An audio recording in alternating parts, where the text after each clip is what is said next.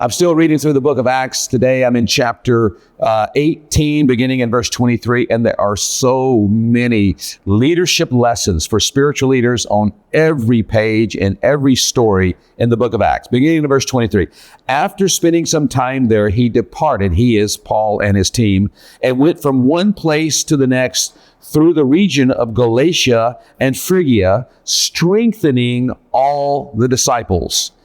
As we read through the book of Acts, we find this word strengthening coming up repeatedly. And I've always said it's kind of a 1-2 punch what the apostolic ministry did, whether it was Paul or any part of his team or Barnabas, there was always expansion, new areas, new nations, new people groups, new cities, and strengthening. They didn't just have expansion, but they would loop back around to the same places they had been and strengthen the disciples, expand further to new people groups, new regions, and then they would loop back around and strengthen. It was expansion, strengthen, expansion, strengthen. But I want to talk about strengthening here. What does it mean when Paul and his team at this point, he has Priscilla and Aquila, we see in verse 18, and there are several others that are with him on this journey. And what does it mean when it says they were strengthening the disciples? What does that look like? And I want to get real practical here in the next few verses as a pastor, a campus missionary, a church planter, a cross-cultural missionary, a small group leader. If you're a spiritual leader in any capacity, here's some of what it looked like to strengthen. So in verse 23, it says they were going place to place, strengthening disciples, not necessarily apostles, prophets, evangelists, pastors, teachers.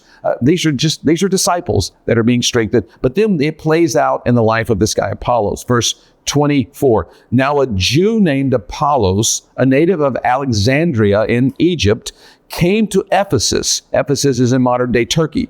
He was an eloquent man, competent in the scriptures. He had been instructed in the way of the Lord, and being fervent in spirit, he spoke and taught accurately things concerning Jesus, though he knew only the baptism of John. He began to speak boldly in the synagogue. All right, so listen, this guy was eloquent, competent in scripture. He had been instructed. He was fervent. He was accurate, and he was bold. That's a pretty good description of Apollos. Eloquent, competent, instructed, fervent, accurate, bold. But watch this. See, we would platform this person today. We would give them all types of authority and leadership. And he was empowered at a certain level. But look what happens. Verse 26. He began to speak boldly in the synagogue, but, okay, eloquent, competent, instructed, fervent, accurate, bold, but when Priscilla and Aquila heard him, they took him aside and explained to him the way of God more accurately. And when he wished to cross to Achaia, the brothers encouraged him and wrote to the disciples to welcome him.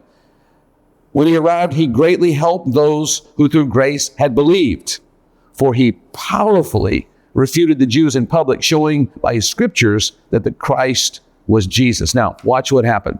This guy, this Apollos was eloquent, competent, instructed, fervent, accurate, bold, but something was missing. So it wasn't just empowered. Here's what happened. These leaders, Priscilla and Aquila, here's what they did. Number one, they heard him. If we want to strengthen disciples, upcoming leaders, we have to listen to them preach, listen to them teach. Experienced leaders need to actually listen and be in the room and be present when emerging leaders are leading. They heard him. If you're the senior leader, how many times have you heard the people you're mentoring preach, teach, lead, run a staff meeting, run a small group? Do we just show up and when we're the one leading, we do it, and we're never there when someone else? There's something about leading from the back row. There's something about leading and listening as a senior leader to those who are emerging leaders. And even when it's not being done perfectly or when something's missing, listening. And it says, when they heard him. Experienced leaders, please hear the emerging leaders. Last week, I was in Pampanga, north of Manila, at the Philippine Build Conference with 1,500 Filipino pastors, campus missionaries, church planters. It was what a build conference. What a time together. There were several people who were platformed at the Build Conference. I had no idea who they were. I've never met them. I've never seen them. I've never heard their name. I was blown away. The quality of preaching and teaching, the testimonies. I know a certain circle of leaders, 2, 3 generations deep. They were 4 and 5 generations deep.